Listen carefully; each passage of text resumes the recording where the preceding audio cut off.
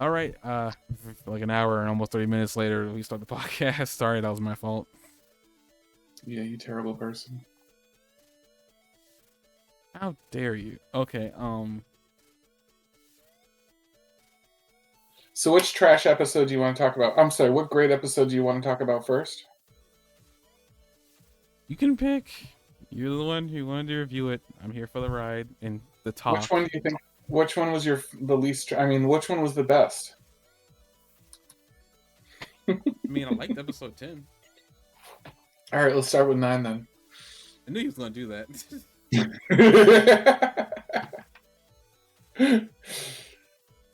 um, Go ahead. go ahead and what? Why you tell me what to do like you're the boss? I'm Was this not. I'm your just podcast or saying that you something? have the floor. Calm Was this down. your was this your podcast? Do you think you own the place or something? Would you start this podcast? This is what happens. He gets grumpy about probably a show that he loves, not living the remake, not living up to it. I just want people to know this. Mhm. So, episode 9 is a filler episode. I think we can all agree, right?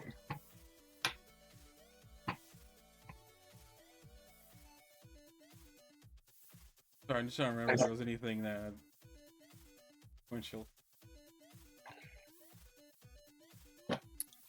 I guess I could say that. I mean, I didn't particularly like the ending because it seemed like, well, I shouldn't. We're gonna go your way. This is your show. Well, the rant. um, it's a little hodgepodge of stories that where they kind of like use up ideas that weren't worth a whole episode, but they wanted to explore the topic. So I'm joking about it being it is got a filler feeling to it, but it is a real episode, and it's just little moments that like they felt they wanted to share that like weren't big enough for their own thing. Starting with Tail of Bandits, and Tail of Bandits doesn't really do much. It's just sort of like a little if if there's such a thing as slice of life, this is more like a cookie. It's not even a whole slice. It's just a little bite of life. Where these awful people that are bandits that seem to be interested in hunting people, not necessarily like doing anything like special. They just seem like their goal is to hunt people. Apparently, they make their money getting their stuff, but like they don't really talk about it like that. They just like, ooh, do you want to kill this guy? That would be fun. First one that goes by is Shizu, Riku, and T. And there's a young old man with like a younger guy that seems to be sort of his apprentice. The old guy seems like he's deeply experienced or something. Also has some extreme PTSD. Um, and the guy says, "Oh, I want to shoot him. I want to shoot him." And he goes like, "No, that guy." He goes, "If we shoot the adult, like the other two are harmless, and we'll get him." And he starts talking about how like perceptive a dog's senses can be, and how the dog would alert, before they got there, and how T, if you look closely, is actually coddling a grenade like it's a doll, and the guy actually thought it was a doll. So they decide we're not going to kill him, and then Kino comes by on her own, and they have a fun, entertaining little conversation where he can't figure out what gender she is, No, and then find what? I don't think it was a conversation of him not knowing what gender she was. He definitely thought she was a boy at first. Yeah, no, but what I want to say is like even if there was that confusion, he quickly realized that she was a girl. Based off the way they animated her, that was how he was perceiving her looks. And I will have to say, I feel like we could have went without the giving Kino lips and fair skin, even though I know that she has these attributes. It just seemed You want her to be black. no, what the wow, really? I'm No, just trying to figure out what you're getting at. no, I'm could have went without him giving these little extra details. I, while I understand this is how he was perceiving her from a distance, which was kind of funny that he was able to see that far on with that telescope, whatever that sniper thing. It just seemed kind of random out of nowhere that suddenly we had to like really put some detail in the Kino's face. It's like I get that, I get it. She's a girl. You don't have to give her fair skin and lips. It's like look, give her like the little edges of lips so you put lipstick on. It was a very the anime girlified her to an extent that I don't think they needed to. And it's a scene.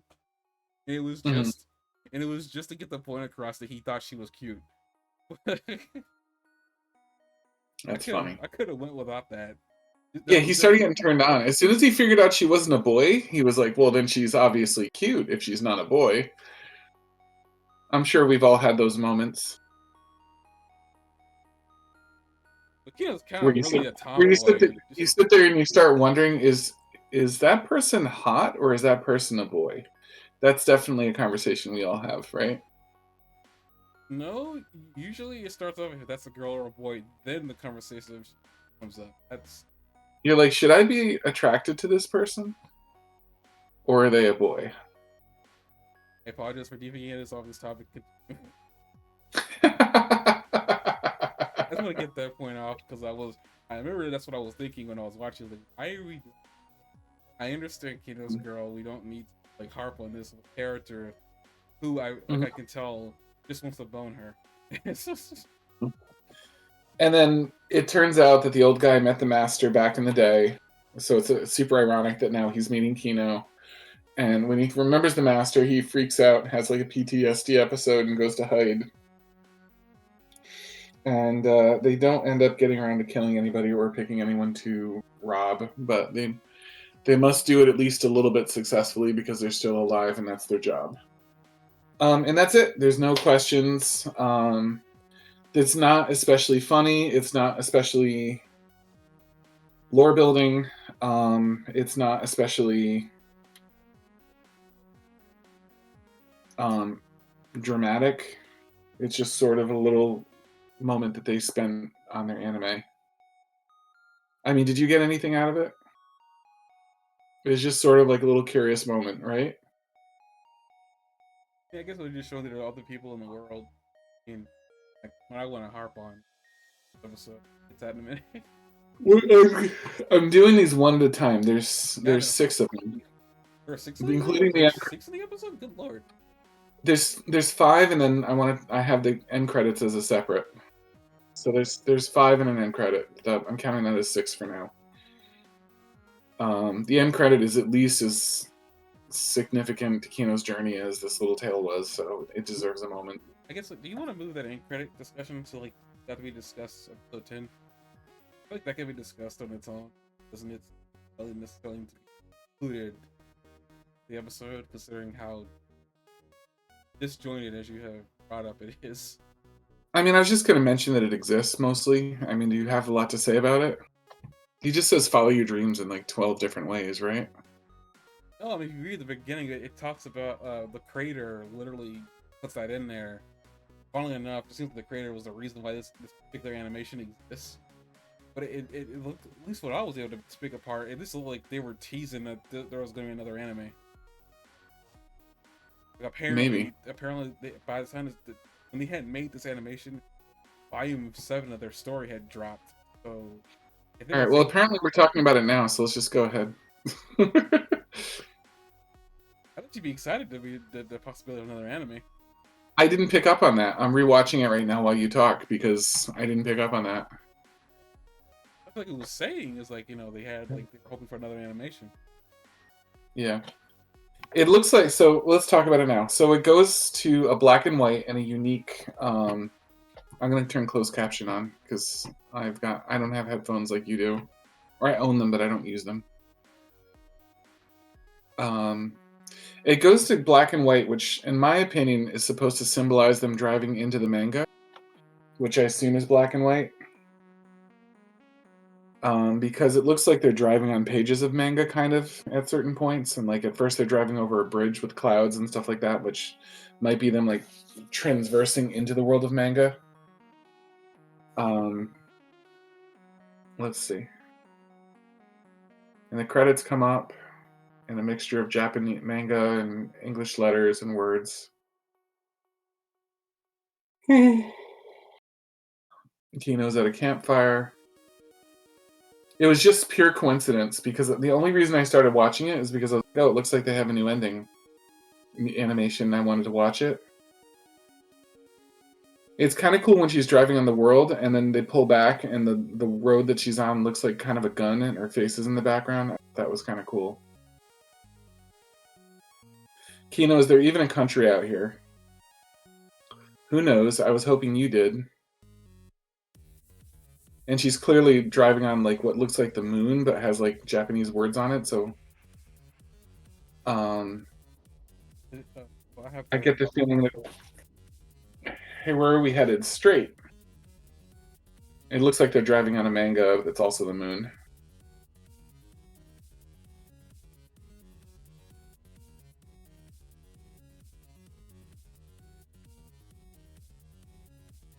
A Tagagi of anime, and then it disappeared before I could read it.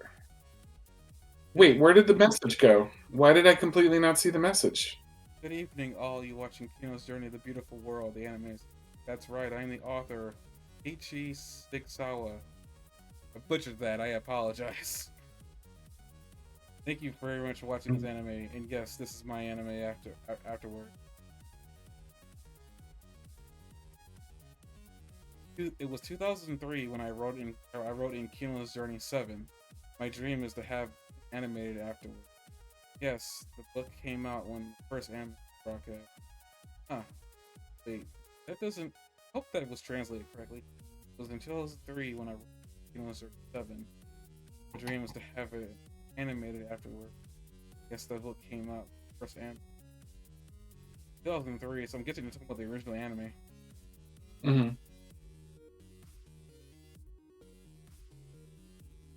Okay, so then what? And now after 14 years, afterward, hearing an anime, you open about your dream. Okay, never mind. I misinterpreted it as an anime. The creator was saying that in the original show, the one that you like a lot, he or she was intending to have something to say during the show. At some point, have what they wanted to say animated at the time Yeah. when they were animating. So I misinterpreted. I thought he was talking about another show.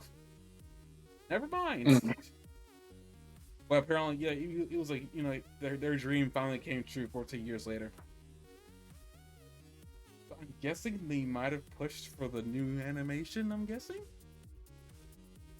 The only thing I could say about why this show exists, but I will admit, I was weirded out that they were making it.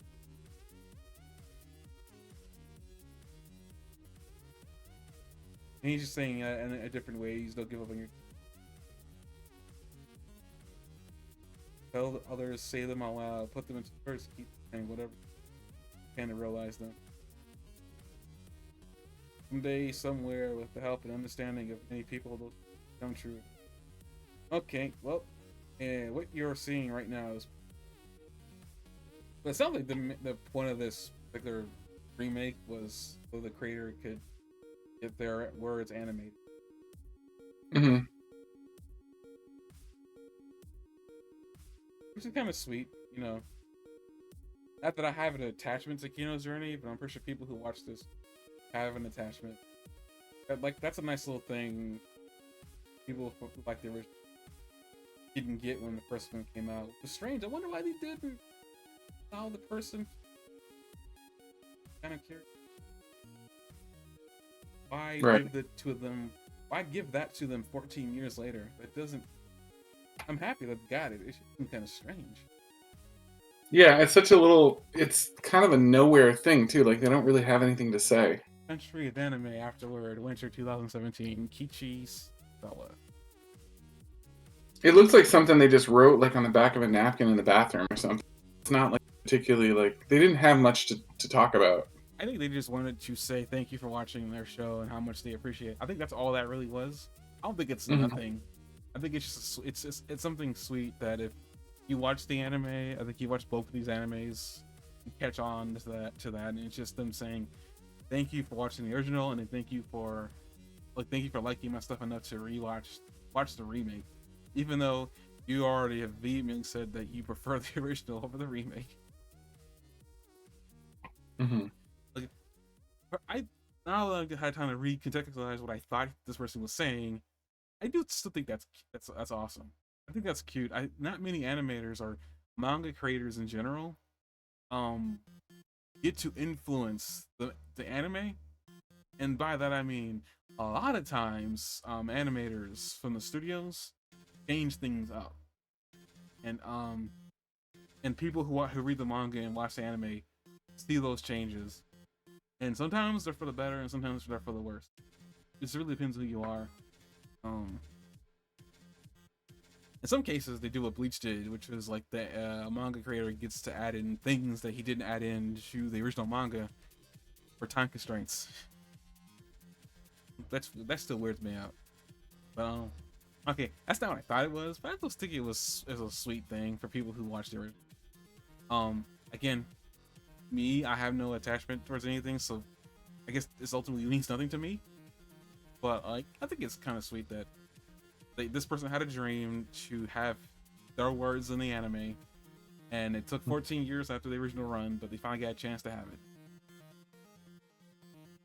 Yeah. I think it's moving. Don't you think it's moving? No, I think it's happy, but I don't think I wasn't like deeply. Nothing really profound. It's just like someone like very like ignorantly, don't follow your dreams, which is like generic thing you could possibly say in the world. And they say that over and over again, and that's like their big thing that they had to say to the entire world if they had one thing to say, and it's fine. Um, but I'm not like blown away or anything. I thought you would like at least like to hear from the creator of the show you like so much in the manga. Yeah, if they had something to say. I mean, for me, I wouldn't care as long as they were speaking to me. Like, I think that's just awesome. You don't hear from Yeah. these people, and in fact, they're like like I think this for me, it's like they're like faceless, mouthless pieces that I don't know, and all I have to and like all I'm really doing is interacting with their anime. Like, for me, it's like I would like to hear from a character. Granted, rest in peace, that he's dead, but like Mhm. I would have loved to him have said something to us fans through his show, like even if it was just a hello. For me, it's like that means a whole heck of a lot more that you're acknowledging my existence, enjoying your story. That's just for me. It's like I even if it's just a nothing burger to me, like that means a whole heck of a lot more that I'm getting acknowledged, even though I know it's not really an acknowledgement. They don't actually know Mhm. me, but at the same time, it's like for them to say something through this anime, it means a whole heck of a lot more because not only that gets immortalized in this fiction for as long as this fiction piece exists. But forever as Yeah. long as this anime exists, that those words will forever be, immortalized long when this person's dead. Unfortunately, it doesn't seem like I don't think this person does much. And I don't even know this person's name. I'm actually kind of curious as you're talking about the rest of the episode. I'm gonna go look this person's name up. I want to see what else they do.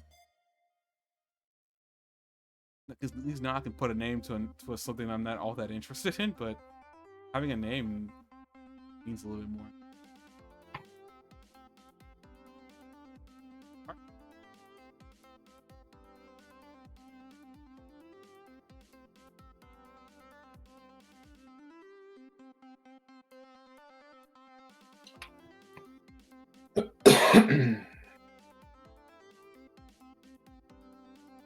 Wait a minute, they went to Sword Art Online? Huh? What the heck? No, sorry, like, I was seeing something about a timeline of their works, and for some strange reason, they have Sword Art Online Alternative Gun Gale Online as something that's underneath their belt, which I find, you know what? That makes so much more sense. Oh god.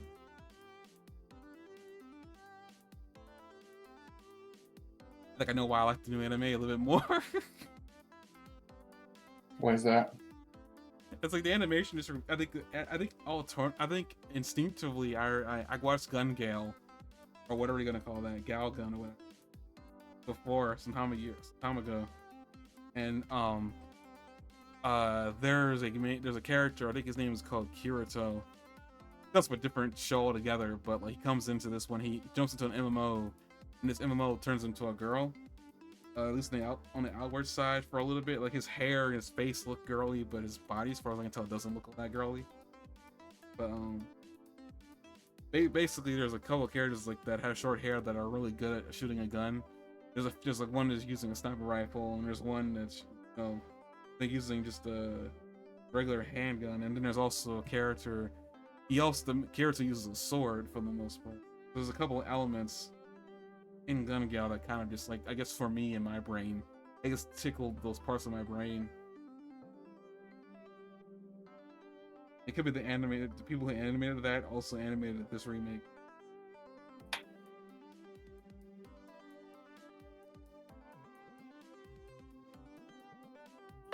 Yeah. So weird. Well, this person's worked on more than Kinos Journey. It looks like they worked on something called Allison, Lilia, and Praise. I don't even know how you pronounce that. Like, I never heard of this before. Apparently, this doesn't have an anime as far as I can tell. It definitely looks like the same art though for this person.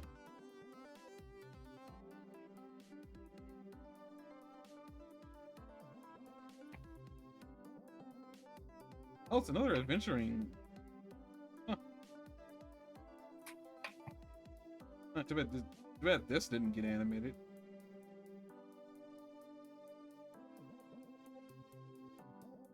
It looks like this person's still doing work too. Just manga writer. Oh, cool.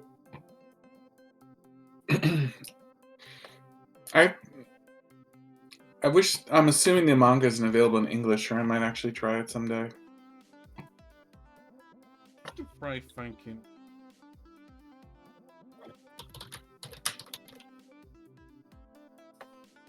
Let's see.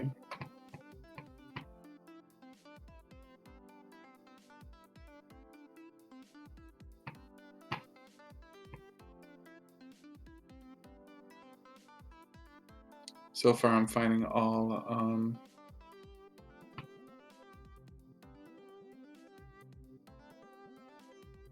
DVDs.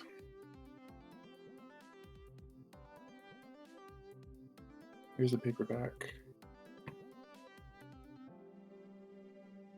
Read sample. The site I found is not loading the images. Oh yeah, it is in English. But this is the new anime. I wonder if the original one is.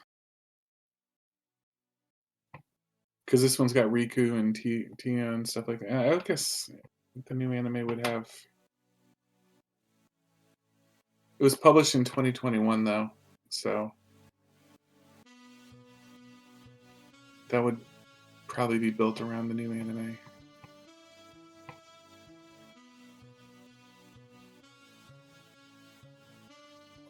Let me just type the word manga, I guess.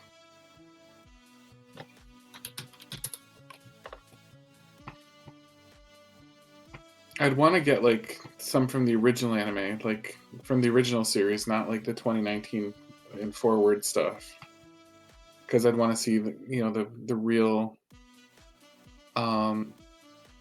source material. But it looks like it's not on Amazon. The earliest thing on Amazon is published in 2019, which I think means it would be this series, because the second series came out in 2017.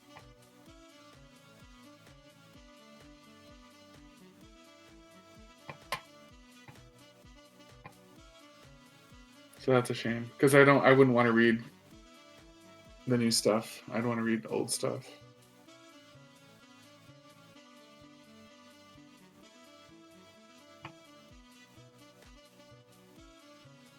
Yeah, you can't even get the original Kinos Journey on the Amazon. It's not even like a listing.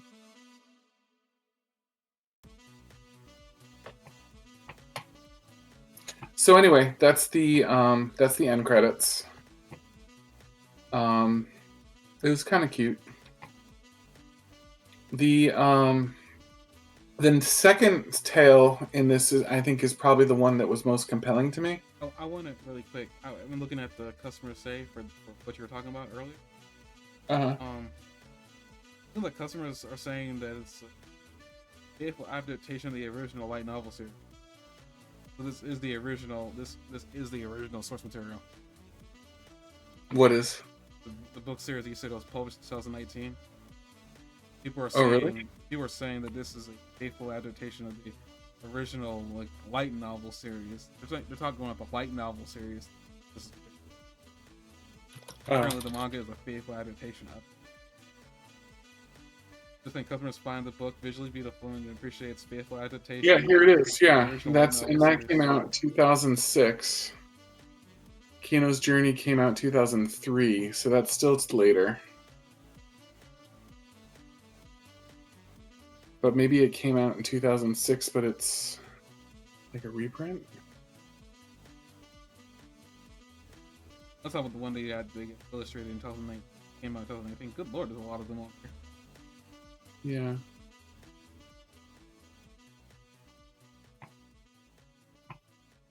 Man, her hair is incredibly short on these covers. I wish it would tell me what language it's in. Oh, it's in English. You're right. So you can get it in English.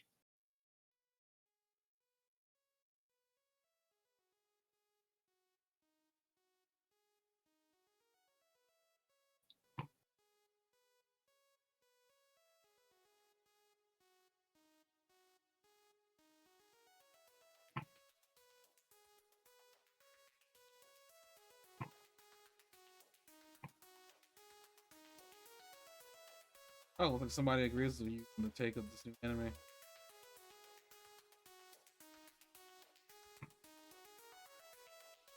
Hmm. A lot of reviews on this 2019. You found the one you were looking for. Yeah, I did in the first book at least. It's about 30 something dollars, but it's at least um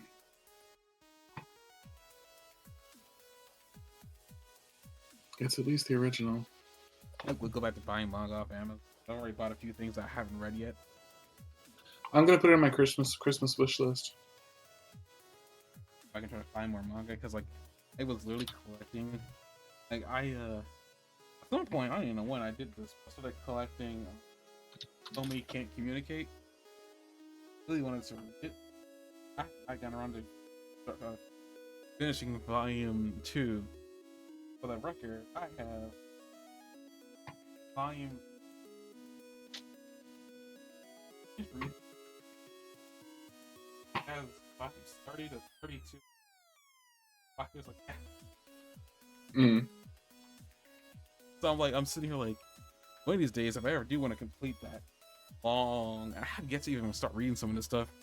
But like, I even randomly started walking into Walmart's, picking up My Hero Academia manga, and like for right now, I have volume 2. Then there's a huge gap, and I got 20, 24, 29, 35, and 40. As you can tell, I have a lot of gaps with that manga too. I'm just happy I got some volumes because there was a point when I read manga a lot. Okay, didn't mean to derail you, as you were saying.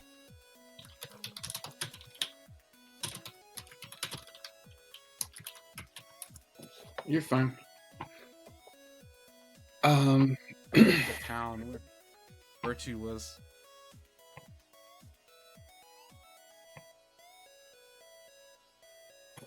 What's the next town? So that was the one that I was found most interesting out of these stories. Was the country of accruing virtue. Basically, in this country, if you do something good, you get virtue points. Almost whole thing is just Kino having tea with the president, like the former president of the country, who was an inventor and a businessman and philanthropist and everything else. And he says that like if you do something good, you get virtue points. If you do bad things, then you lose points. And you can get virtue points for doing huge things, or it can be something as simple as like giving up your seat on the bus, for an older person, so they can sit there instead at the front. Or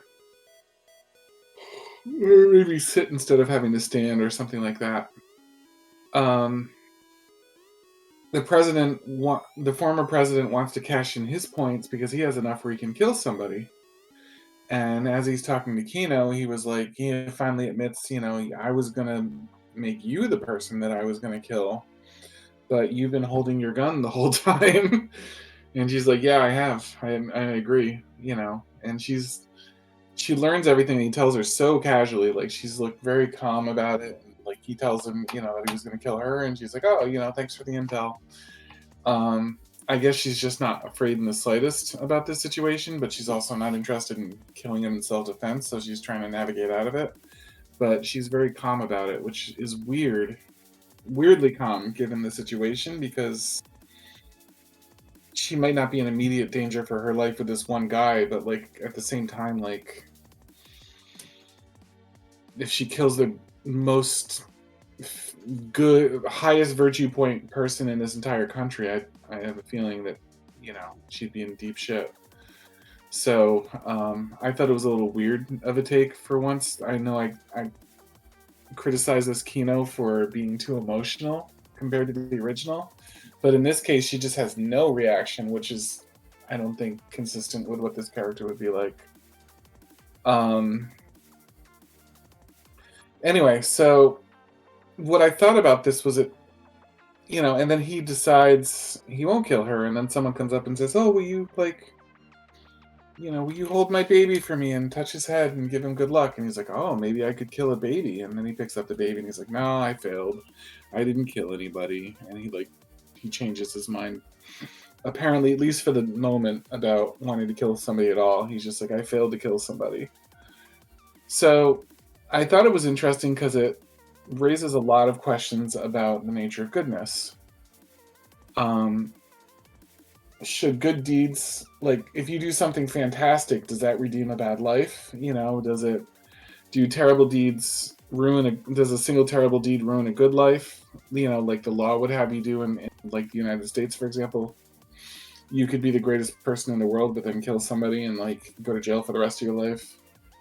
Um, Good deeds don't really, by the law, redeem a bad life, but I guess they help. You know, like good behavior will get you lenience in prison and stuff like that. And then I thought there was a bigger question here too, like based on the president's take, is good the sum of our acts or is it who we are inside? Like, does the former president count as a good person because he ultimately decided not to kill anyone? So the sum of the acts of his life were all good, plus he decided against doing the evil thing at the end. Or the fact that he calls it a failure, like, does that mean that he really wanting to kill someone his entire life and then failing at it? Like, does that make him count as a good person, or is he like neutral, or you know what I mean? Like, is that the only is that the redeeming act that made up for his life of plotting and scheming to kill somebody by doing good things? I don't know. There was a lot of interesting like stuff to chew on in this episode, I thought, about what makes someone good. What do you think? While you were focusing on morality, I was more concerned the idea of rewarding every act. Because what Kino brings up, funny to me, because she brings this up, and then immediately Hermes and her have the, I thought so. But the whole virtue earning thing, I was like, I was so against this whole idea and just in practice, because it's like, to me, brings up a good point. Like, as the president was about to enact, like, if I spend my entire life building up all this virtue, and then I kill somebody, and some of the points I have left over doesn't go below negative, because apparently when you hit negative, go to jail as punishment, which is interesting. That's what they decide to do. Put you in jail, but if you kill somebody, and then the sum of the points that you lose, the points you lose, some of that enough that it's not below negative that you still avoid a death sentence. It's like, to me, that's just it's the concept of like rewarding, well, not rewarding, it's the concept of like somebody who may say, like, if I wanted to murder somebody, but I spent 30 years of my life gathering up virtue points. I got like one for every year I lived. If that's how they were doing it, then me knowing murdering only takes away 15 my virtue points. By the time I hit 30, I know I can survive doing that to somebody. I guess kind of gets into the whole morality thing, but I was kind of ignoring it. But It's like you kill somebody and then you're forgiven essentially. Basically, what that does is kind of like it absolves you, not in people's minds, but it absolves you in the manner of the law, and that's really all that matters. It's like it's kind of like rewarding a bad person for a bad deed, or even rewarding a good person for doing a bad deed, because they know that they can manipulate the system to be able um, to survive whatever the consequences that they have. Because the system, you get so much virtue for doing good things, but then like one bad deed doesn't completely absolve all virtue. For some people, that may be a good thing because what it does is you would think it would make people act correctly, act right or whatever, or be good to each other. But like when the system essentially allows you to do bad deeds and get away with it, my problem is that's where that stemmed from. It's like criminals essentially is what Kino kind of brought up, is like gonna get away with murder, literally, if you have enough virtue points. As long as they collected enough virtue, kind of what the president was going to do. He was collecting all the virtue he could, doing all these good things, even becoming president, only for him to want to murder somebody. Never really explained. It just seemed crazy and insane, and he just wanted to do it. Yeah, he wanted it for the worst, most insane reasons. Because he could, basically. He always wanted to kill someone, so he was going to be a great person his whole life, so that he could finally kill somebody without consequences. That was his master plan. So he used all of his powers for good for his entire life, so that he could do one evil thing at the end. Oh, I really To think the he was point talking where in he's like, circles. I'll just use it to kill this baby, I was very concerned when he reached for that kid. Yeah, he was not the type of person I want my kid to be around. Worked out, though. He's gonna die of a heart attack, so. I'm sorry, I know that's really just harsh, but that's what he was saying, which is like why he wanted to do it soon. He had a heart condition. I was like, so what do you think, though? Like, did he, does he count as a good person? I'm not even gonna tackle more dilemma with this dude. I don't know. He seemed like a decent guy. He just had a screw loose. I don't know if a screw loose necessarily makes you a bad person or a good person. You're just a person with a screw loose. So what does make a good person? I don't know. I mean, that's why I'm not tackling more dilemma, because we're just going around in circles. Yeah. Because it just depends. It depends on how you view goodness and how you view evil. How somebody views goodness and evil is going to be different than the next person. Some people might think that they're the same things. I think they're the complete opposites. It all depends on who you are, person. Yeah. Whether you are a dick.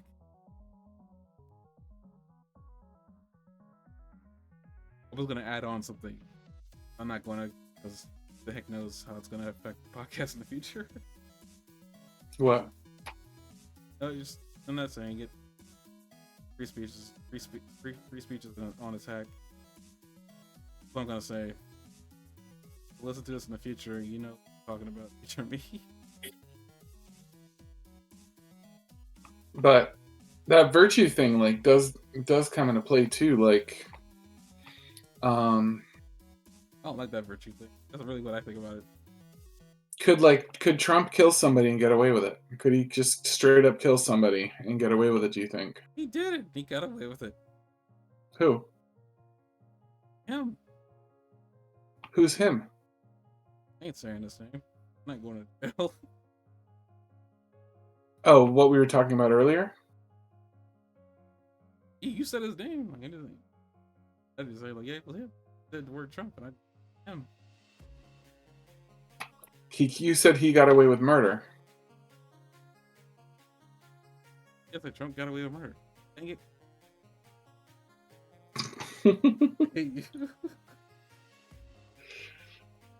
Well, who did he kill if he got away with murder? Freedom of speech.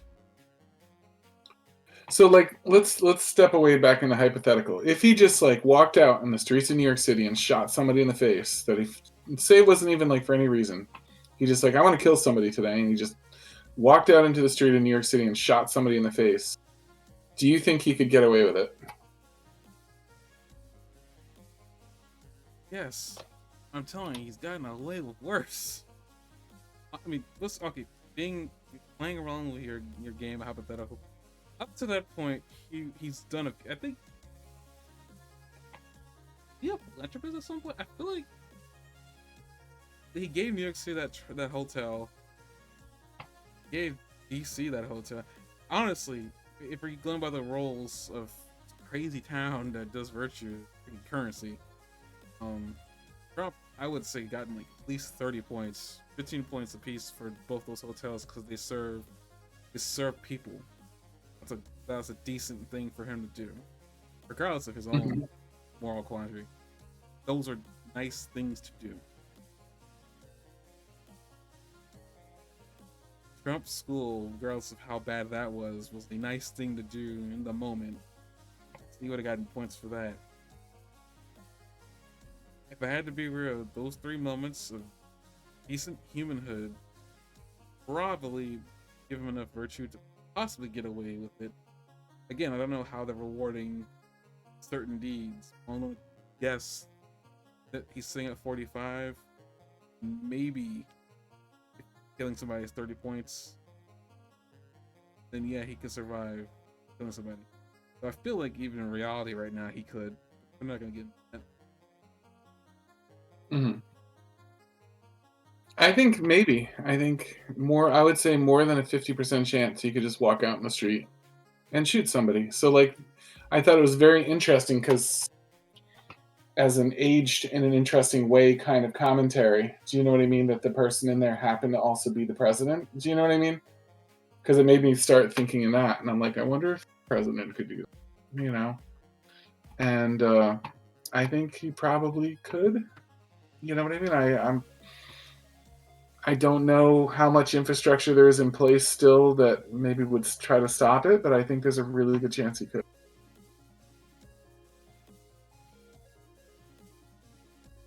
I don't know if there's any structure at all that could stop it.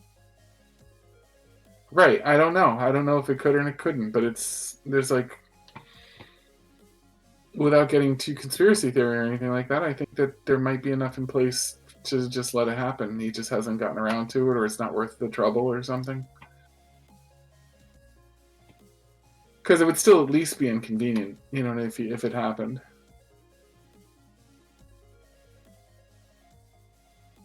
Your hope at a podcast apparently on. You're a little too scared.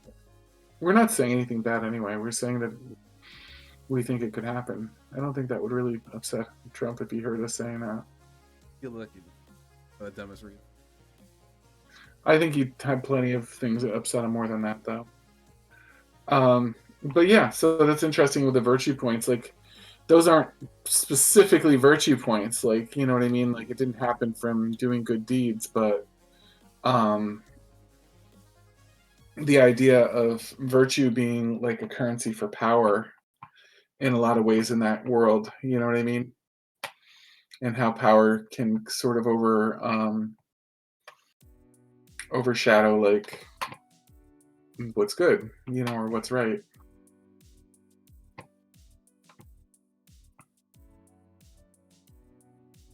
No, I said this before. All people say I don't like the particular town. I think the entire countries which I don't know why they're called countries. They're not that big, but regardless, these places that Kinos are like, this has probably been the one that I like the. I think I like this place less than the country of murderers. I think that's saying something. I don't know what. Why do you like it the least? I don't know what that's saying, honestly. Why do you like it the least? Everybody seems happy and orderly there. It was a town of murderers. No, like it took the president like his whole life to build up enough equity to be a murderer. They did say that hardly anyone ever chooses to use their virtue points to do something evil. Like, I feel like the town don't forget murderers. they also open up doors for you to get good things. Do you know what I mean? So if you use them on something, like you lose your status in the society, That is even if you don't for the good stuff, even if you're not necessarily punished, you are punished by like loss of status. maybe I don't just trust or have that much faith in humanity at this point. I But in just this think world, it worked out. In this hypothetical world, it worked out. in this one hypothetical small portion of the unit of the world, yes, that worked out. Yeah, people are pretty much happy here. There were the people in the murder town, and it wasn't like. Also, I want to point out too, it's not like they were murdering everybody, or every day. It's just that apparently, whenever there came a situation, which, everybody in the town was willing to, somebody died. Doesn't seem like it was happening every day. It's like I feel to me it's like at least there seems to be repercussions, kind of. Maybe not. Maybe I'm like maybe I'm like not remembering that murder town all that well. The reward system, it just bothers me because there's too many holes that could be abused. Hmm. Like there might not be a hole like right then. There's just something that doesn't sit right with that. It's like to me, it's like it's a rewarding behavior for arbitrary reason, even if it is a good deed. For instance, situation with the president, he didn't act on it. Thank God. What happens to the person that doesn't, who doesn't have that reserve to like Right. keep the hand steady? On top of that, with also Kino, like you said, like she was she was like very creepily unfazed. To me, the bullet would have gotten to him much faster, and I think Kino could get away. That would just be the beginning of her problem if he tried to kill her, though. I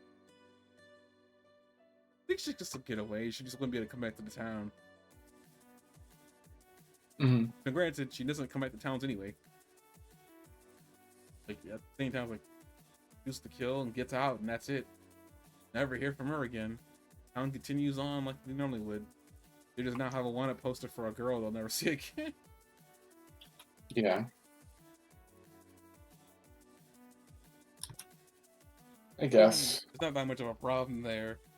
Granted, as you said before, she was trying to dissuade the situation anyway, because more peace first versus shoot kill.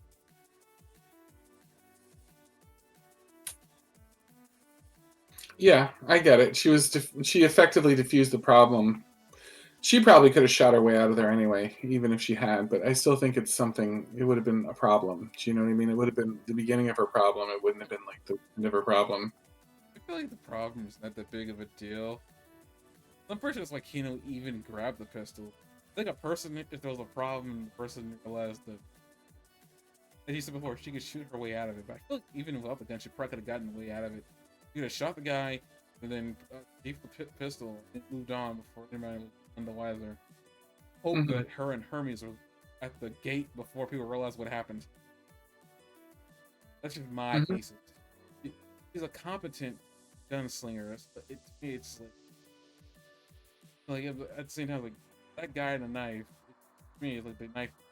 Yeah, but there would have been a problem. She would have killed an authority figure. But at the same time, it's like he was all that important to begin with. The only person that acknowledged that he was the president was a woman who wanted her blessings from. It doesn't feel like all that. It doesn't seem like that many people care all that much that I was the president. Yeah. And he's a traveler. I don't know how much the virtue system really affects her. It seems like the virtue system only really affects those who are living there. Well, she has no virtue. But like what I'm saying is that for a traveler, the traveler's always gonna not have any virtue. Right. So she'd be some sort of special case, but like certainly if it takes the president his entire life of inventing and running businesses and doing good deeds and leading the country and everything else, if it takes him his entire life to get away with murder, then a traveler's not. You can't just march in and kill that same person and get away with it. So I feel the like country would have been on her ass. the traveler. My brother in Christ, a traveler can't just come in and kill somebody in a world that does that. I feel like could, and I'm not trying to be antagonistic on purpose. I'm just like, I feel like they could. And the only reason is because, like, again, it's just the whole idea. You're saying because she doesn't have virtue, she were to kill somebody, they would try to put her, try to kill her or put her in jail. But the problem with that is, I feel like the only people that have to really abide by that are people living. And she's just visiting. It's not like she's planning to stay. I could really see a situation where she killed that person Mm-hmm. and they just let her go and they just tell her to not come back. Basically, they don't want to see her again. And again, there are some towns that do that. Just don't want to see the traveler again. I feel like this to me, like I feel like it's like there's no way she could get virtue because I highly doubt. Because according to that old man, they put virtue on the card in your ID card. Kino wouldn't have one because he doesn't live there. Mm-hmm. There's literally no way for a traveler to get virtue to participate in this really stupid system they got going on here. Uh-huh. To me, it's What's like, stupid about it? You don't like it? I've already said I don't like it I know. multiple times. I don't like it. It makes you so mad. It's just so dumb. But regardless of how I feel about it, just to me, But you don't think something like that exists in the real world? I see an even dumber, dumbed down version of it somewhere. I don't know. Do you think that OJ was innocent? I don't know. That's my stance. I don't know.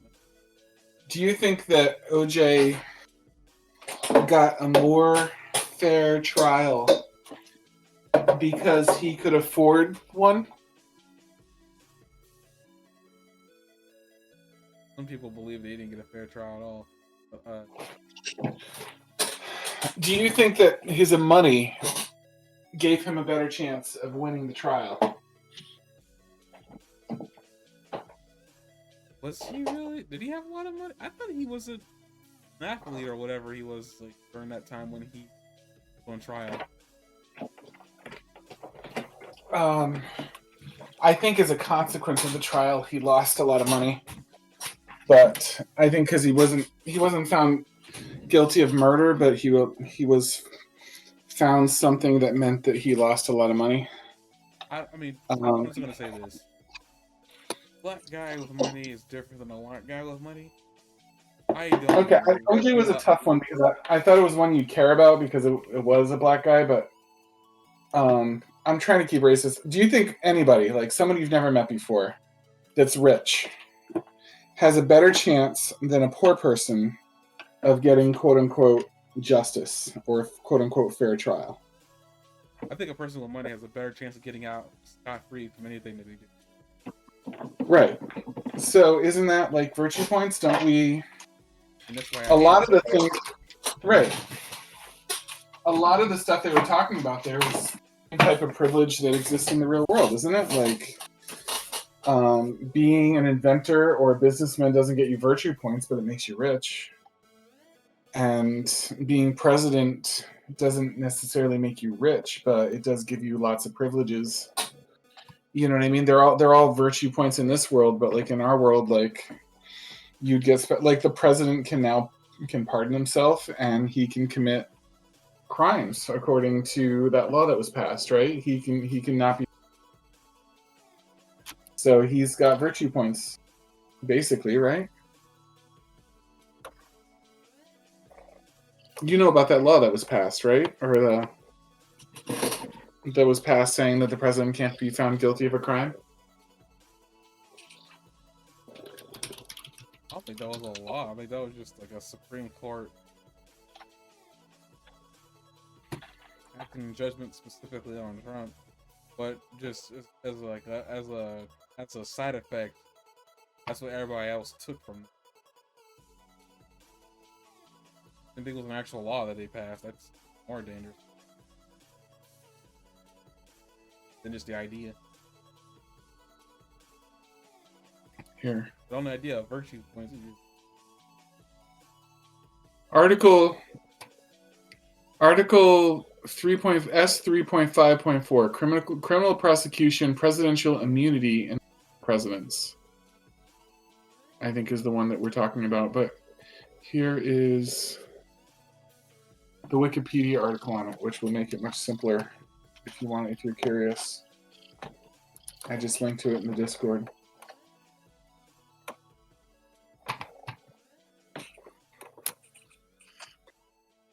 I thought presidential wasn't a lot of lawyers.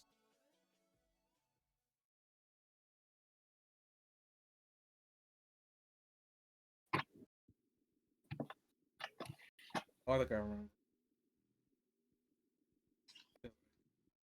Purge phone.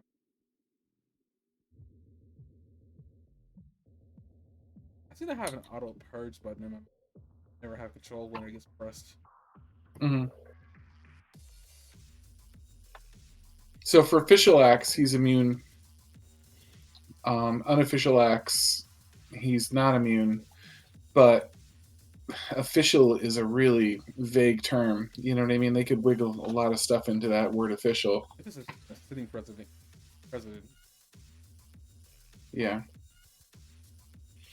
I'm sure it would work out that way in practice. But yeah, so there's virtue points in real life. You can't say it's not realistic and because it's really done. Like everything they talked about can be really done. They just gave it the word virtue points and translated it that way, but nothing there is like I was never saying that once artists the idea of getting away with crimes wasn't a real thing. I was just saying personally, this episode aggravated me on a different level than any other like, episode that this show has shown to this point. I don't like virtue points in practice because it does what basically what's happening in the real world right now. What may come in the next 10 to 15 years. Somebody who can use presidential immunity as an excuse for them to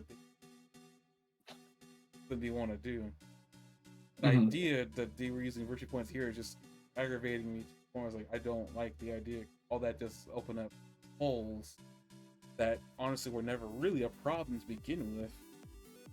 But because we have somebody in power who doesn't really care about that types of things, abusing something essential as something that we all are used to, people, and that he typically didn't do the things he's doing. Here Mm-hmm. in this situation, the president, ex-president now, whoever's in his seat right now, I don't even know what's going on. He's essentially abusing a part of the system. So when he first heard about virtue, to say get away with a heinous crime. He said before he only get away with it once because he only had so many virtue points to get away with. But it just system is like to me opened up so many freaking problems and I didn't like it. The episode did a good job doing what he was trying to do. I just didn't like the concept that they were introducing. Oh, I don't like this at all. There's too many holes. Don't.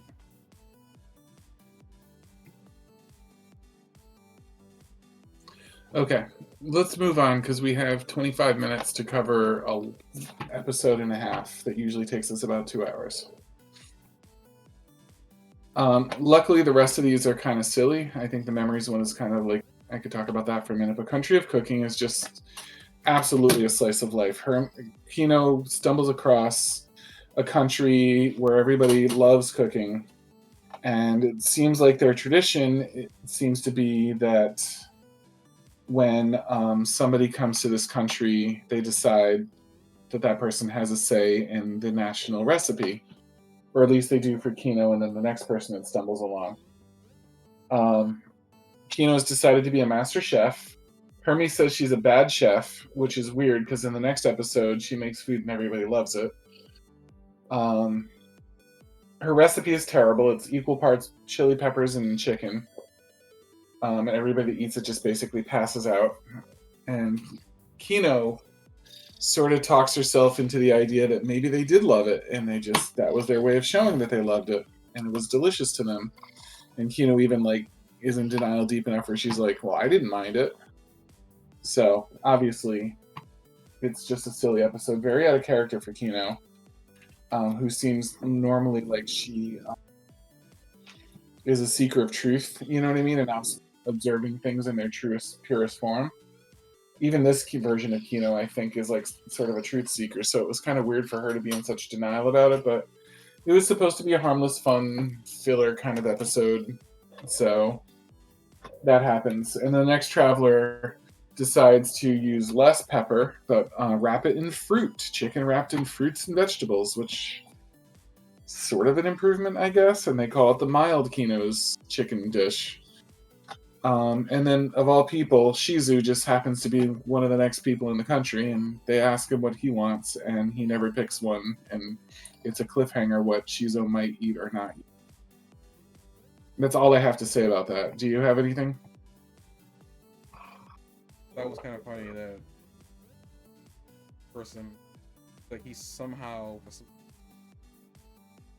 maybe a day behind Kino. Yeah, the anime's definitely trying to establish that these two aren't too far away from each other, so they can include them in the soon, I think. But then again, he also visits places that Kino doesn't visit. It's also weird. Yeah, but it seems like they're never too far away from each other.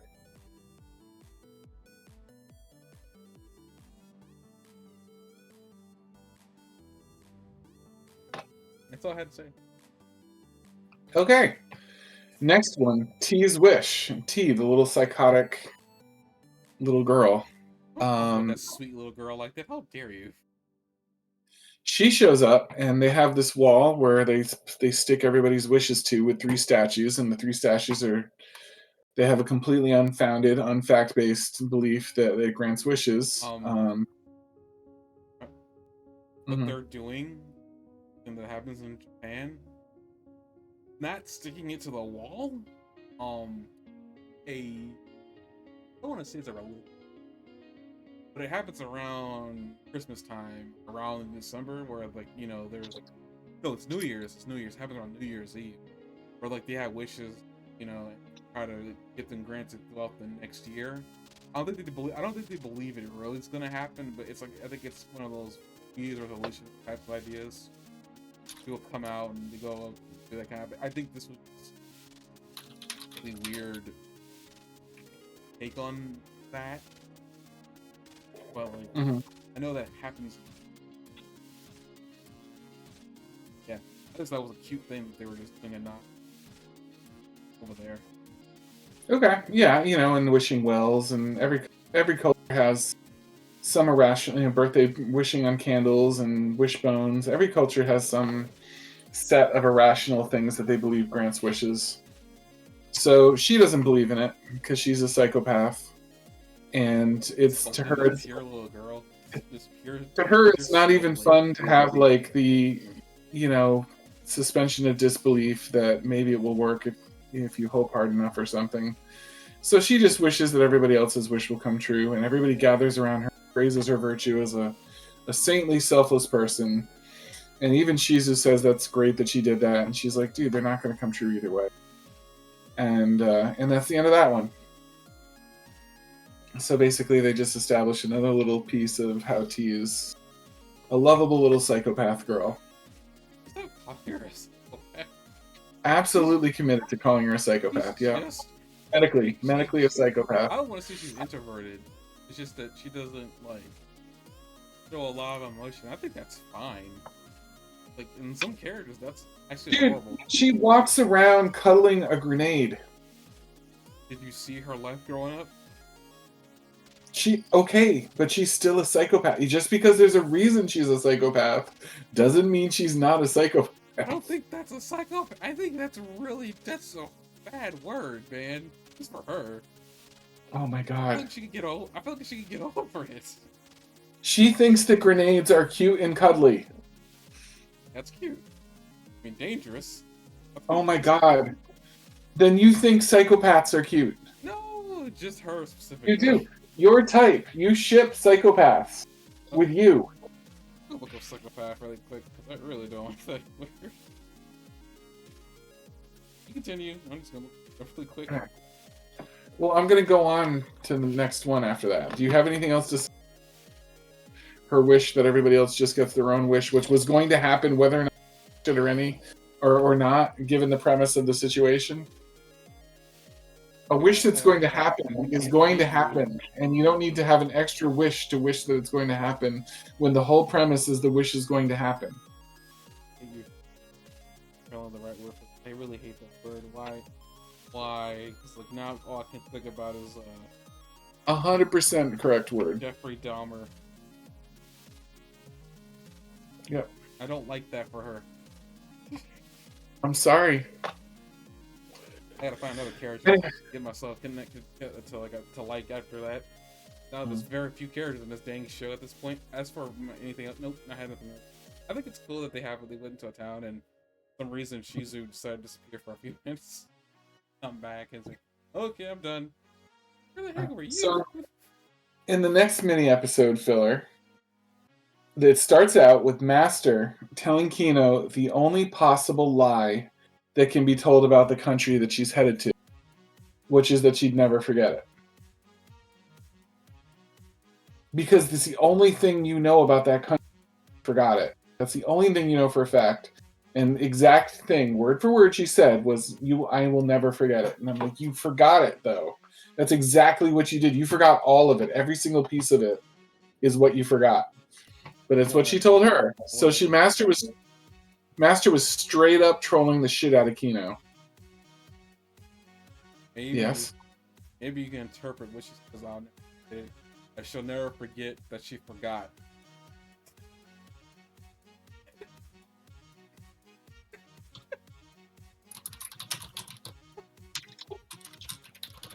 I know I just pissed off Josh with that statement, but I love it.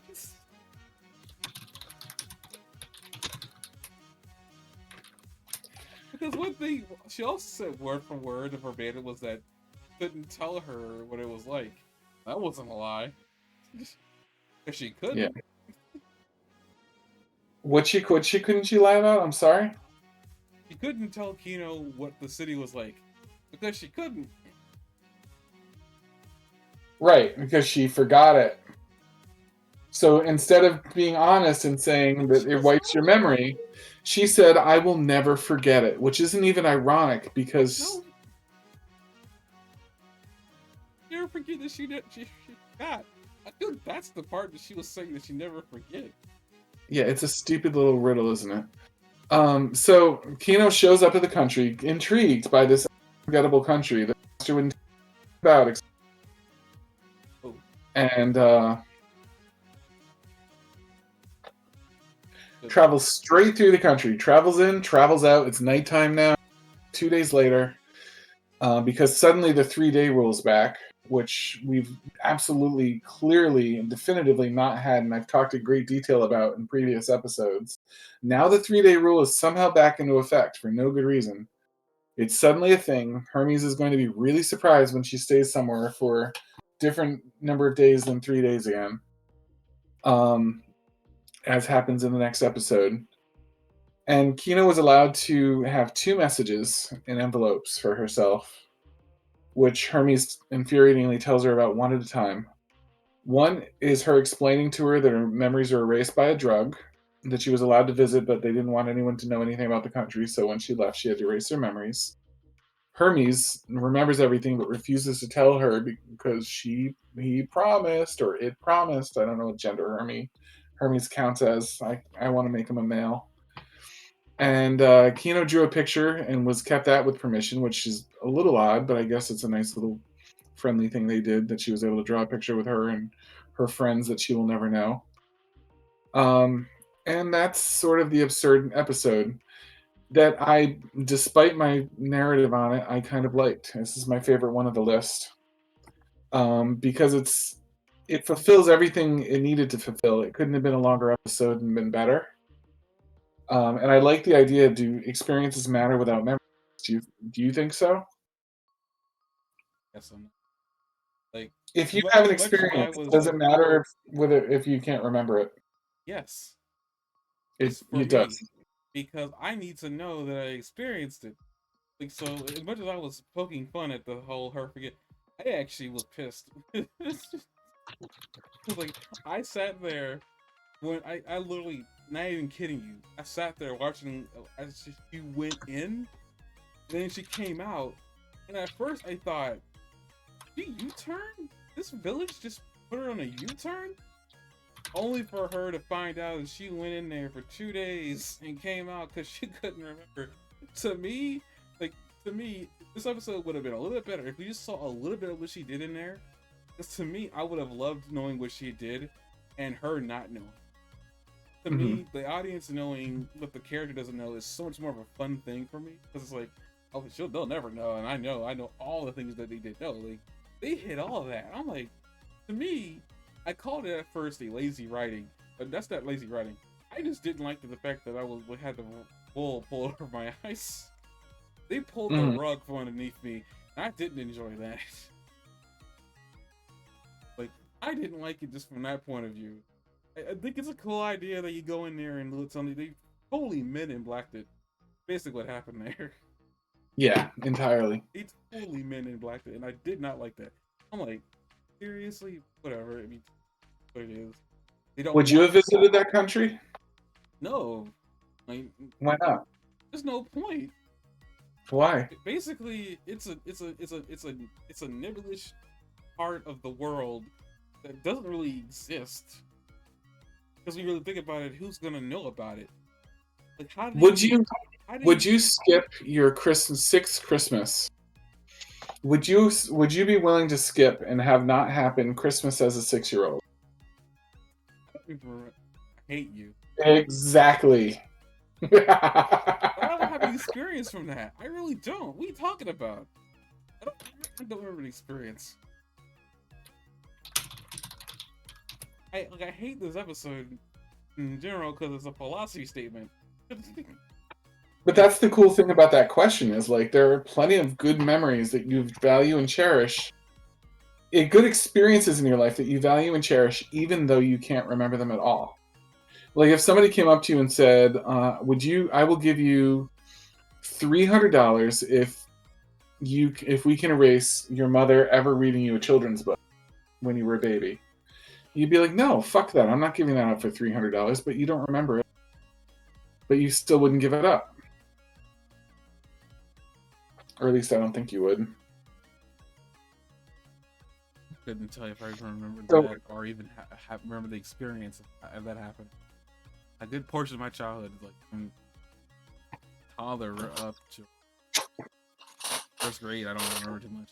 Yeah. But if someone came up to you and said, I will give you $20 if your mother never read you Chicken Soup with Rice, you don't remember it, but here's an irrefutable proof that she did. Would you take $20 for that memory that you don't remember? To make that experience go away? Or would you keep it?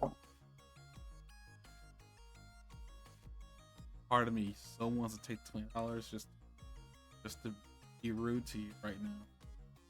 Mm-hmm. No. Right. So there is value to it.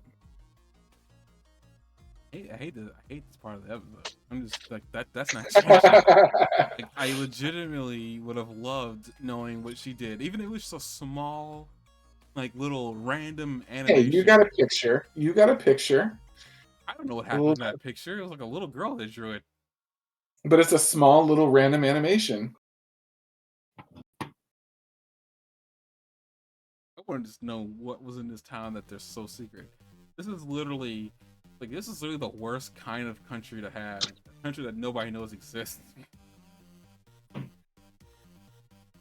maybe it's better for them. Maybe like they know the outside world is toxic and maybe they don't want that in there. I don't know. It's just, to me, it was just so rude that they built this up and then whoop, you experienced it. What? I don't even remember going in there. Like, even their whole idea is like the experience is more valuable than memory. It's like, well, what if I don't even remember the experience? It's like, I feel like I got nothing from that.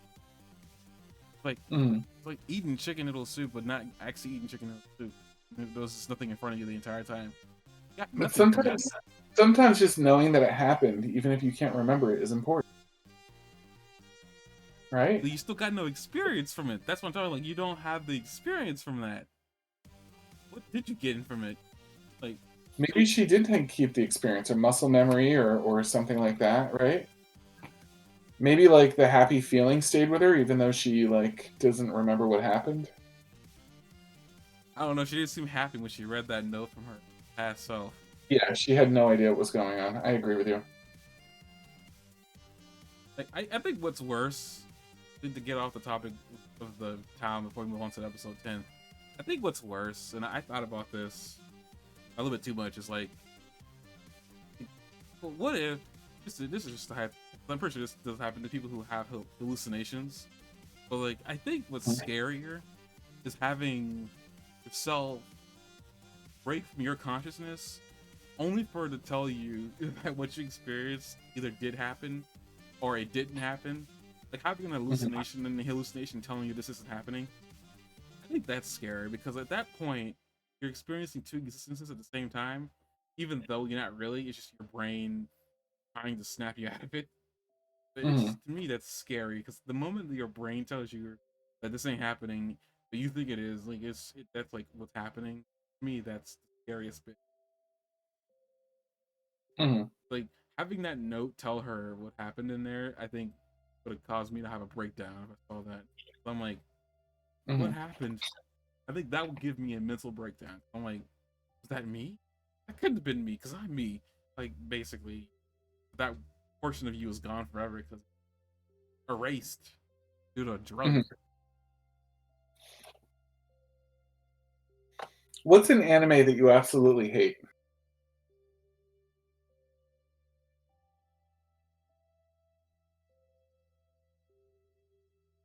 Like your least favorite anime of all time?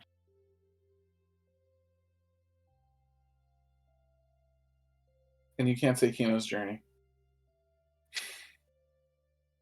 Are you still there? I'm still here. I'm Oh. actually drawing a blank. Well, you have no plans to watch Evangelion because you're pretty sure you would hate it.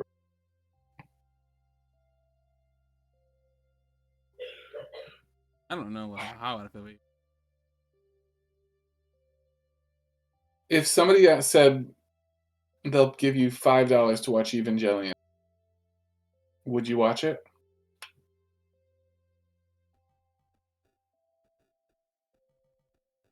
Uh, well, I mean, I guess I try. I would try the anime. I mean, I No, you watched have to Starling watch and the whole parts. thing. You have to watch the whole thing. Would you do it? Episode did it. I don't know. 20, let's say 22. I watched popular show list. And there they go. Oh, never mind. I was thinking you'd say no. It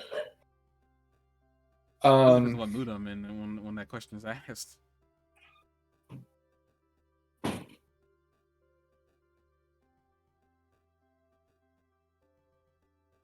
I'm like, I'm drawing a blank. I don't remember. I don't think I've watched anything I didn't. what about a food? Like, what's a food you would never eat? Like a non-disgusting food, like non-unhealthy, unsafe food that you would never eat. I don't like pickles. So I've Pickles. had those on stuff before that I thought I gotten rid of and didn't into. Mhm. Really didn't enjoy the taste of pickle that I realized that was there that I thought I got rid of. Would you? What's the minimum you would take to, like money wise, to eat a jar of pickles? Like, what would your minimum price be? Where you'd say, okay, for that much money, I'll eat a jar of pickles. I don't think there's any for a good dollar amount. Guess if I had to put a dollar,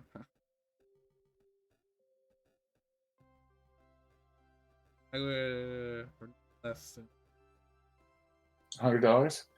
If you hadn't, if you were promised that you'd have no memory of it after, would you do it for 50?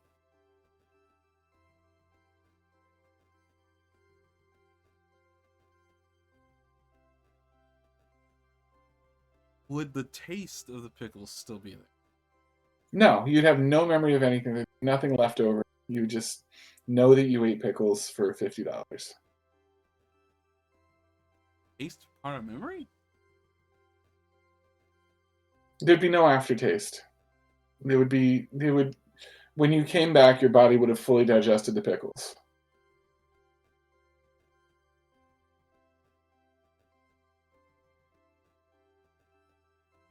Yes, I would.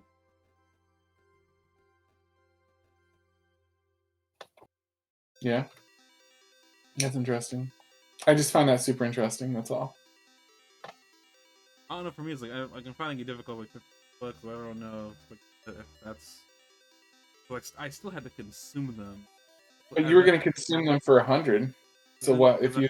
because in the act, because in the act, I was saying like I don't really truly know. Like I feel like a part of me, but it was taking so long to answer. Like really, what did you do that? Because like, cause I still had to in the moment. I still be remembering that I ate the pickles. I would only forget after I finished the jar, right? Right. So I still had to eat the pickles. So no, it's like I still have to be in the moment eating them darn things and still remembering the taste of everything. But does it matter if you're never going to have a memory of it? Like in a moment it would. Cause I'm like, oh good lord. So being what happens in the moment, even if you don't remember it, is valuable. So going to that country and having a great time would be in some ways valuable because you would know you had a good, just like you would know you had a bad time eating. Not gonna sell me on this town. We can move on to I'm just saying episodes. I just think it's interesting. That's all. I thought it raised a really interesting question about what means an important experience. Do you know what I mean? Like, does it mean do you have to remember it for it to be important? Because, like I said, with the Christmas memory, you know what I mean, or being read books to your having books read to you as a baby memory, you have no memory of it, but it still sort of is important to you that it happened. Do you know what I mean? I mean, I think we all internalize, our body internalizes things that are significant. And as for me, like my immediate desires, they screw this episode because it's just like why like with this town it feels like it feels like the town we're going to talk about in the next episode. It's just one of those situations where like in this case you don't want anybody even knowing that they're out here. If you stumble upon them, that's cool, but they're not gonna let you keep your memories of this. But why? It feels so anti like traveler at that point. Why are you Well, going? they said they weren't going to allow travelers at all, but then we'll allow travelers. We'll be nice about it, but our compromise is because we don't even want travelers in the first place. Our compromise is they can't remember it because then that defeats the whole purpose of it. We don't want people to remember us. The next episode, I don't people remember, but okay. What are we going to do about the next episode? It's 11:59. It's a whole episode. We talk about it really quick. I mean, I don't. I mean, I think honestly, it's like I guess we talked about within a few minutes. Okay. Because all I really I'll is run through a my. repeat. Let me monologue for a minute then to try to get through my stuff that I have because I have almost as much about this episode as I did about the previous one. Okay, go. Okay. This is a remake of the Kinos journey from the original series of called A Kind Land, Tomorrow Never Comes. In the original Kinos journey, it was the final 13th episode of the anime. It was their like finale.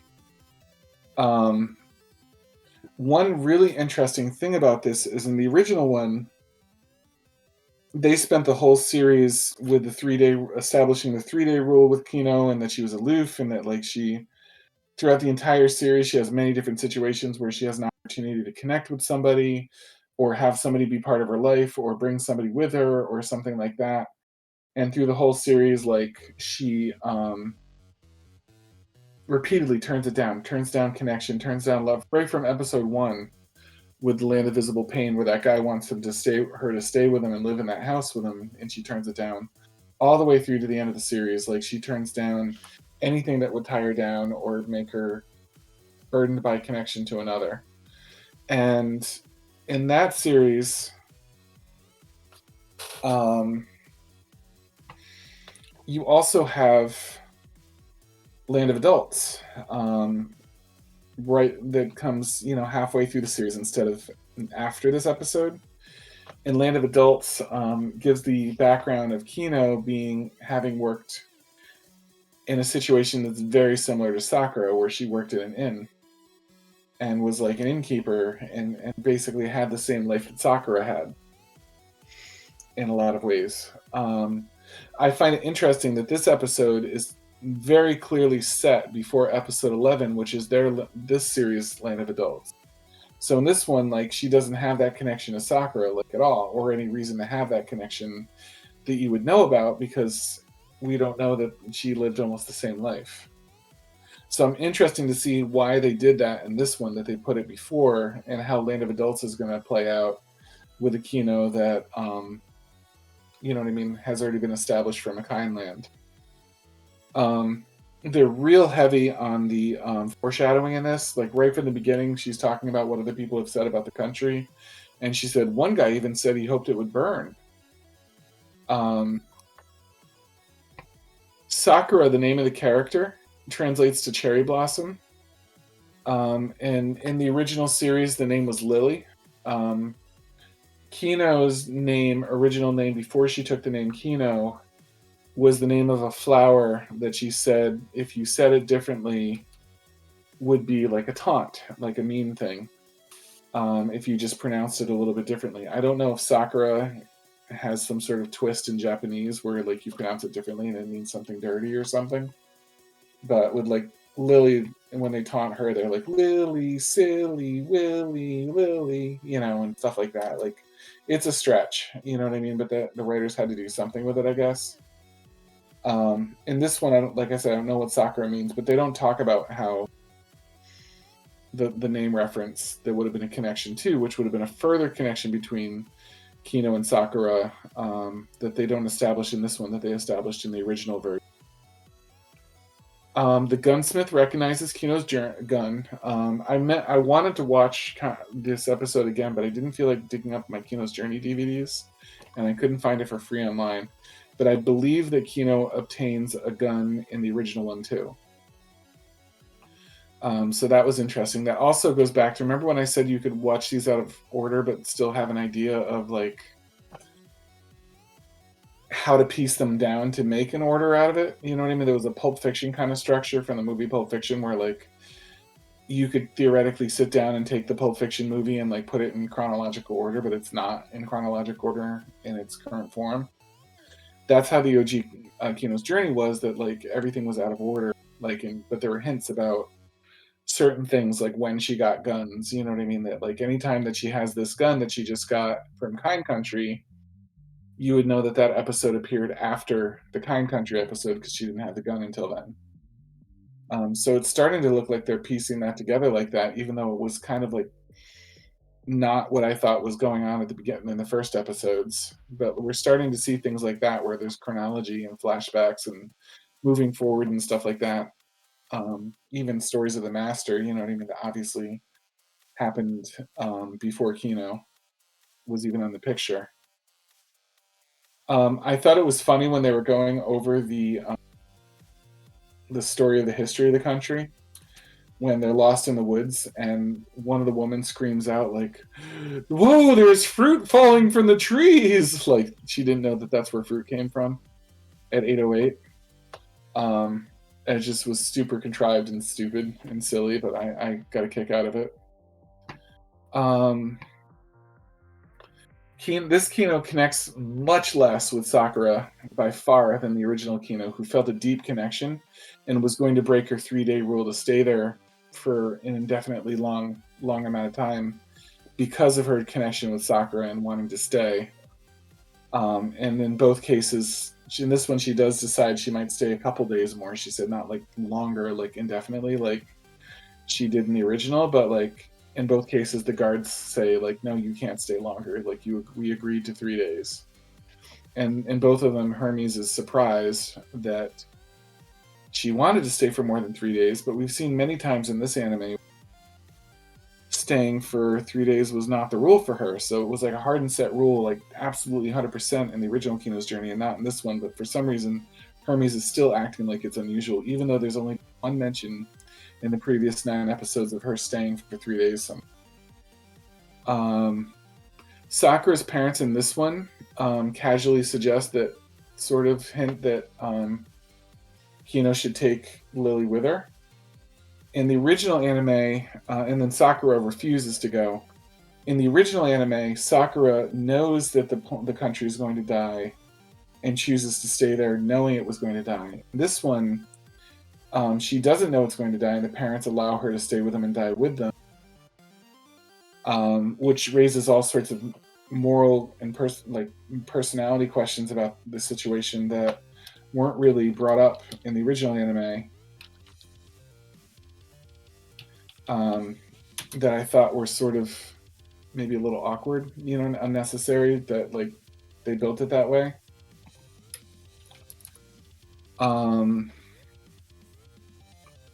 Another example of foreshadowing that there's something going on here is the young couple were married much younger than is the custom there. They throw the seeds out. Kino catches the seed and says, "Luck is the one thing I've always had," which I thought was cool because in the original anime, episode 1, she says that the traveler's greatest virtue, and Hermes is like, "What, grit? Survival skills?" And Kino said, "No, what really keeps a traveler going is luck." So I thought that was cool that they had that true to the original moment where she like talks about how she's always been really lucky. Another foreshadowing. I mean, we're getting close to the action, but another foreshadowing is how much emphasized that she should camp out at least at the top of the ridge because of quote unquote falling rocks. They send her with provisions for later for food. They don't send her with the gifts that they sent her in the original one, where they sent her the seeds and other memorabilia of the country to help remember them by in the original series. In this one, they just send her food and not like the notes and things like that. Well, they still send a note, but the other things. The evolved volcano, I thought the way it was animated was kind of weird. It's like the volcano erupted the exact lava that was needed to take out the village and not like another drop. Like it's the exact radius that would have completely destroyed the village, and like one more pound of lava would have been more than the village needed, and they didn't do that. So I thought they could have maybe animated a different volcanic eruption. The new Kino, the original Kino, has the strongest emotional reaction she has in the entire series when she sees the city destroyed. The new Kino kind of watches it like it's a YouTube video, and she already knew what was going to happen or something. She's just totally chill watching, and she's like, "Oh, that's different," and like kind of watches it. But the original Kino was deeply traumatized by what was happening. So that was a very different reaction.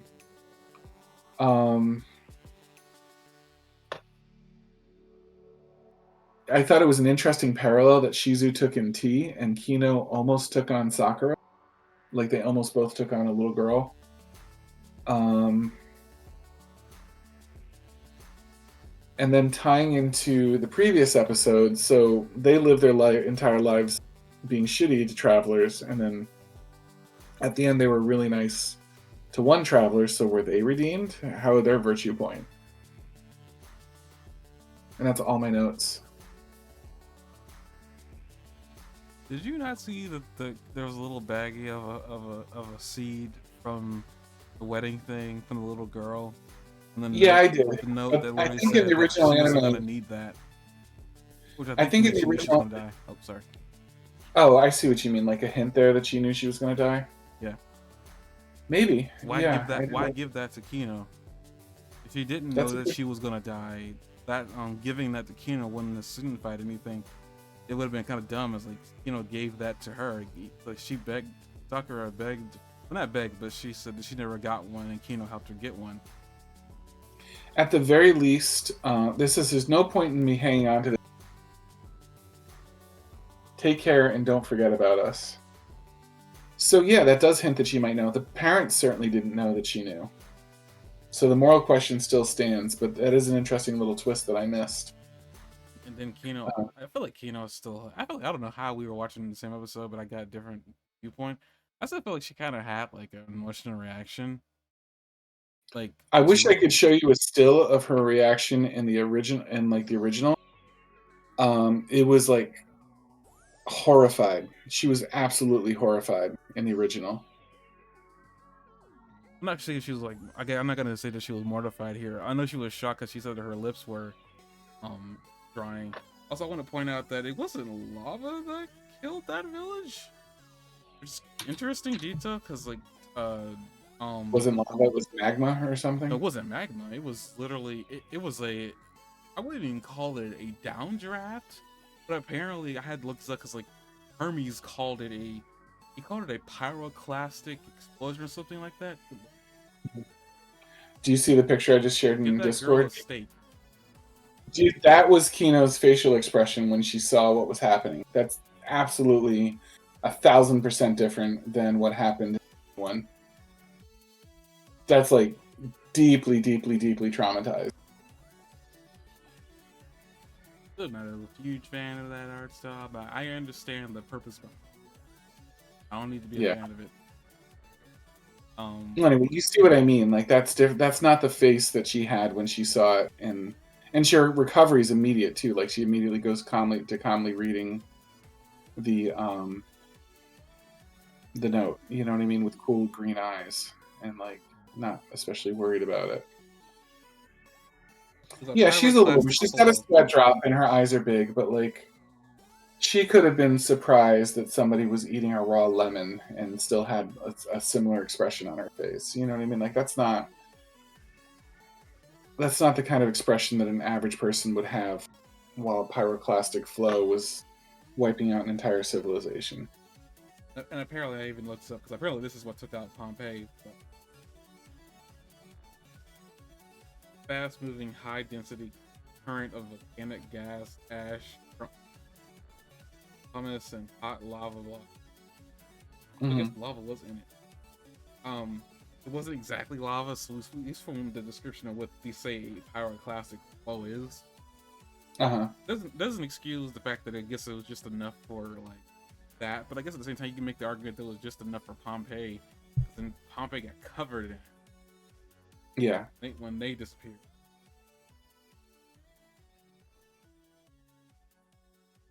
The devastation is pretty total. I felt kind of bad for this place. People was coming. I was like, or this.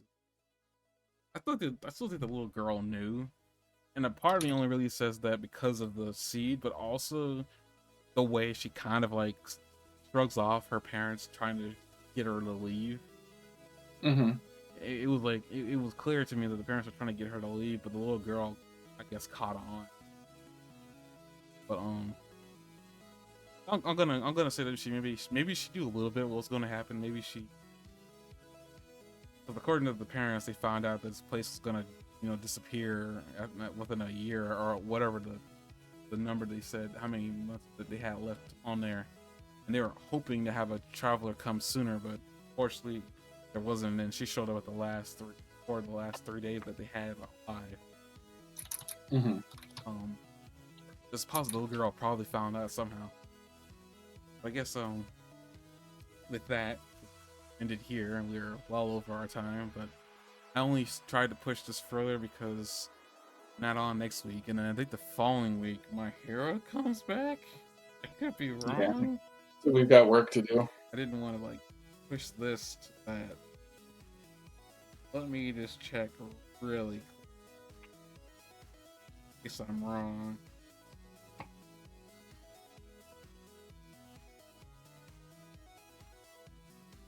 Episode.